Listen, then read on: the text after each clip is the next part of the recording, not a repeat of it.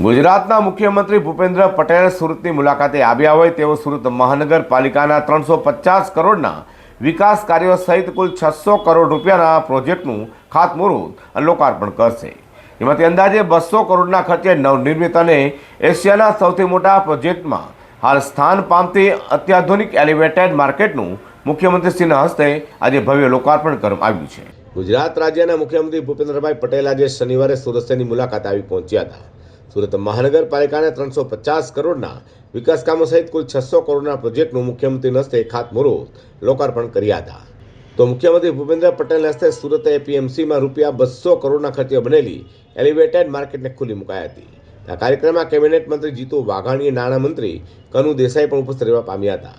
સુરતમાં ખેતીવાડી ઉત્પન્ન બજાર સમિતિએ રાજ્યની સૌથી મોટી અને અત્યાધુનિક એલિવેટેડ માર્કેટ તૈયાર કરીને એક નવો જ ઇતિહાસ રચ્યો છે। સામાન્ય રીતે શાકભાજી માર્કેટ ગ્રાઉન્ડ ફ્લોર પર જોવા મળતી હોય છે, પરંતુ સુરતમાં જમીનની અછત અને આધુનિકીકરણના ભાગરૂપે પહેલા માળે શાક માર્કેટ તૈયાર કરાઈ છે। તો માત્ર વેપાર જ નહીં, પરંતુ સુરત એપીએમસીએ માનવતાનું પણ ઉત્તમ ઉદાહરણ પૂરું પાડ્યું છે। માર્કેટમાં કામ કરતા હજારો શ્રમિકોને માલ લઈને આવતા ખેડૂતોના સ્વાસ્થ્યને ધ્યાનમાં રાખીને એ મેડિકલની સુવિધા ઊભી કરાઈ છે। એ કામદારો માટે સંપૂર્ણપણે મફત સારવારની વ્યવસ્થા છે, જેથી ગરીબ શ્રમિકોને નાની મોટી બીમારીના આર્થિક બોજ સહન કરવો ન પડે।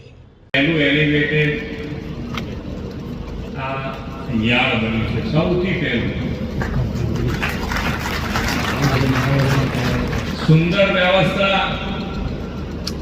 કે ભાઈ એની અંદર પહેલેથી મગજમાં કે ગમે તેટલી મોટી ટ્રક આવે અને એ ટ્રક